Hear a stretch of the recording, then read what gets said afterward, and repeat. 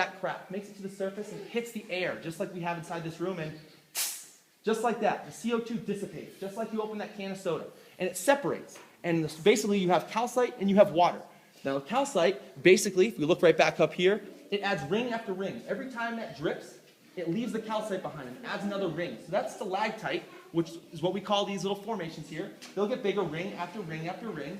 But the water, of course, just drops to the ground. And that's why when we were in junction room, you noticed the floor was so wet. We're at kind of the newest part of the cave. That cave is technically still developing. And every time that drip comes out, there is calcite present inside there. Well, if you have a little bit of calcite still left inside that water droplet, and I'm going to sneak right over here real quick if you don't mind.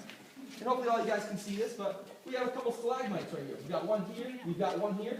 And once again, that's the act of that water dripping from this spot right up here. Every time it drips down, the little bit of excess calcite that's inside that water droplet basically starts to build calcite up.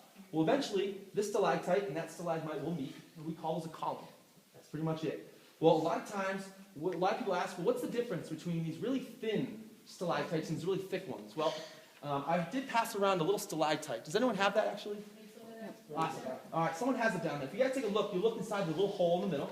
All right, well, that little hole will stay there. The water's flowing through pretty rapidly. Well, eventually, water may slow down a little bit. And as water slows down, instead of it dripping out every time, it clogs that little hole, and water no longer drips out. It starts to seep out the sides. It basically finds all the little tiny crevices within that formation, and it basically sweats it out. Now, I was just making a joke, just like you guys are going to sweat when you get to the top of that trail.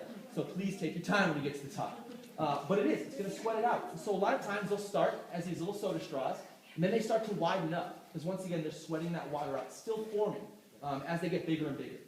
Well, if you have enough water, enough drips, and really fast-moving water, you guys turn around, we of course have Jabba the Hutt, and he is flowstone.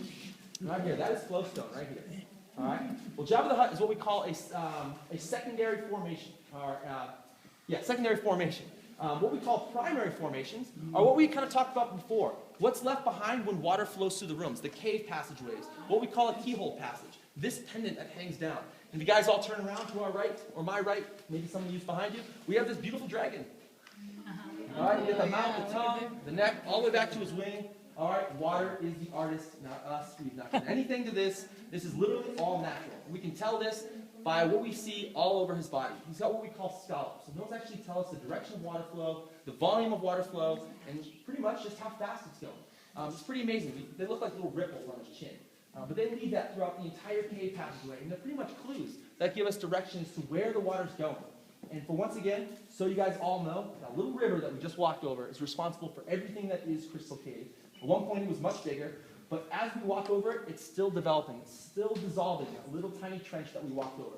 So maybe in 100 years, it'll be maybe a half an inch to a tenth of an inch smaller, or maybe it'll be 1/100th of an inch.